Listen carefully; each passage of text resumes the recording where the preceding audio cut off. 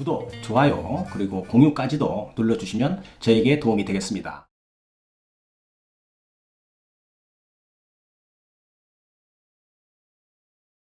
안녕하십니까. 교통사고 합의 전문 채널 유국장TV입니다. 유국장TV는 사고 후에 교통사고에 대한 법률적인 지식이 없어서 힘들어하는 피해자를 위하여 정보를 드리는 교통사고 상담 전문 채널입니다. 만약 유국장TV의 영상을 봤음에도 불구하고 궁금사항이 있다면 911LAW죠. 카톡으로 문의하시면 교통사고에 대한 궁금증은 모두 해결해 드릴 수 있습니다. 이때 진단서, 사고 차량 견적서, 사고 불박 영상, 정밀검사 판독지를 카톡으로 보내주시면 검토해서 상담자에게 제가 직접 답변해 드리도록 하겠습니다. 오늘 영상에서는 제가 상담을 해 드리다 보면 이런 전화 상담 많이 받는데요. 제가 교통사고 피해자인데 법원에서 등기 우편이 왔습니다. 보험회사에서 무슨 소송을 걸어온 것 같은데 아주 답답하고 힘들어서 상담을 원한다는 것이었습니다. 이러한 문제로 상담하는 분들이 요즘 무척 많아졌다는 사실입니다. 그러면 제가 먼저 물어보게 되는데요. 보험회사인가요? 아니면 공제조합인가요? 그러면 대부분 약 8, 90%는 공제조합, 약 1, 20%는 보험사라고 대답을 합니다. 제가 한 가지 더 물어보는 게 있는데요.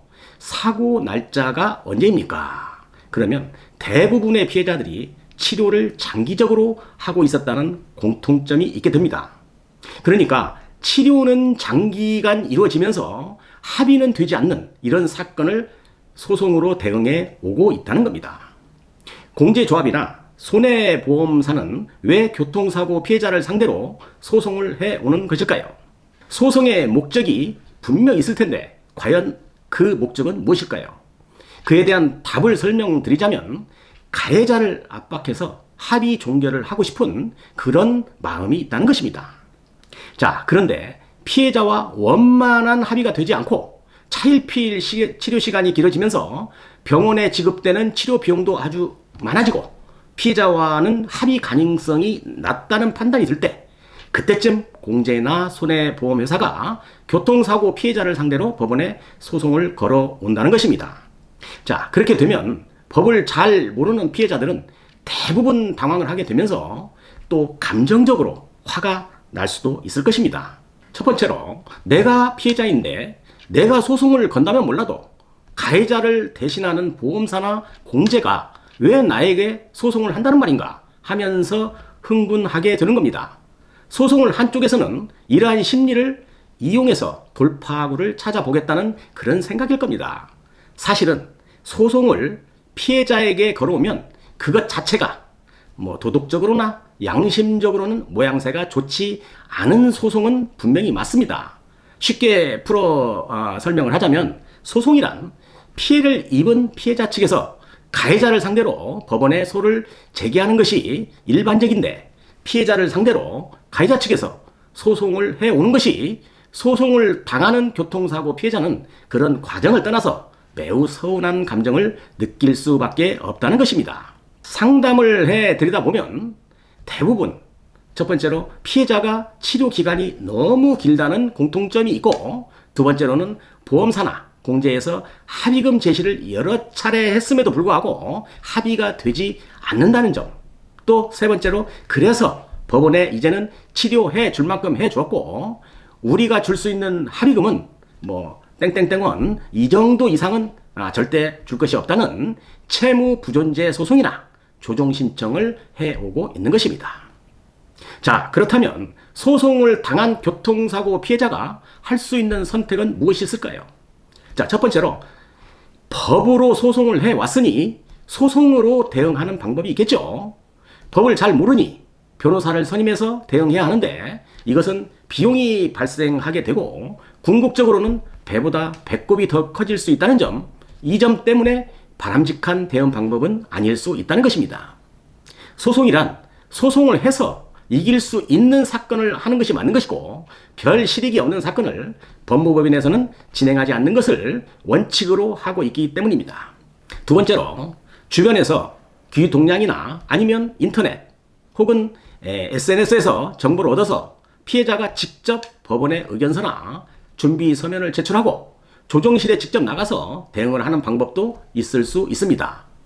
그러나 이렇게 대응하는 피해자들 중에서 좋은 결과를 듣겠다는 소식은 별로 들어보지 못했다고 한다면 이 또한 최선의 선택은 아닐 수도 있다는 판단이 듭니다. 자, 이 정도 되면 교통사고 피해자가 받아야 할 스트레스와 정신적인 피해는 적지 않을 것입니다. 소송이란 잠시 며칠 만에 결론 지어지는 것이 아닌 것이고 몇 개월씩 시간이 소요될 수 있는데 이러한 지루한 싸움에서 자신의 멘탈을 잘 관리하면서 피해자에게 유리한 방향으로 끌고 갈 수 있는 그런 피해자가 어디 많이 있을까요? 별로 결과도 좋지 않으면서 정신적인 피해만 크게 받을 가능성도 있다는 점 아셔야 합니다. 개인적으로도 충분히 대응할 수는 있으나 그만한 대가나 효율성을 따져보면 눈에 띄는 것은 없을 것이다 하는 게 저희 판단입니다. 자, 그렇다면 교통사고 피해자는 마냥 소송도 당하고 감정도 좋지 않은데 할 수 있는 방법은 없다는 말인가요? 하고 물으신다면 저는 이렇게 답변을 드리겠습니다. 일단 법원을 통해서 소송을 받았다면 주변에 가까운 법무법인이나 법률사무소에 가셔서 자세한 법률 검토를 먼저 받아보시라는 겁니다. 이유는 사건마다 다 다른 내용과 결론이 예상될 수 있다는 겁니다. 그러나 대부분은 실익이 없다는 대답을 받을 수 있겠죠. 그래서 이 과정은 꼭 거치는 것이 만에 하나라도 실수를 줄이자는 그런 차원인 것입니다. 자, 그러면 이때부터는 보험사나 공제조합에 연락을 해서 원만하게 사건을 처리하고 싶다는 의견을 전달할 필요가 있는 겁니다. 보험사나 공제 역시 소송을 접수한 이유는 사건이 종결되기를 원하는 것이고 피해자와의 합의가 되지 않아서 시작한 일이기 때문에 그동안 목에 좀 힘이 들어가 있던 행동에서 조금만 힘을 빼고 보험사나 공제에 손을 내밀게 되면 못 이기는 척 하면서 합의를 하기도 하는 경우가 있습니다.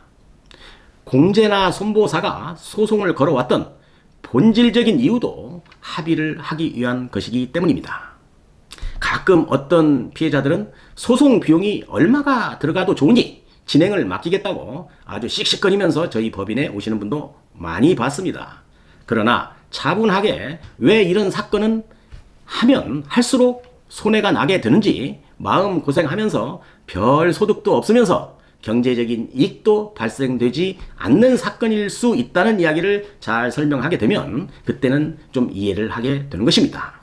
교통사고 피해자가 공제나 보험회사로부터 소송을 당했다면 대응할 수 있는 방법 등을 제가 오늘 설명을 드렸으니 이 영상 잘 보시고 참고해서 원만하게 일처리가 잘 되시기를 바라면서 영상 마치도록 하겠습니다. 감사합니다. 유국장TV였습니다.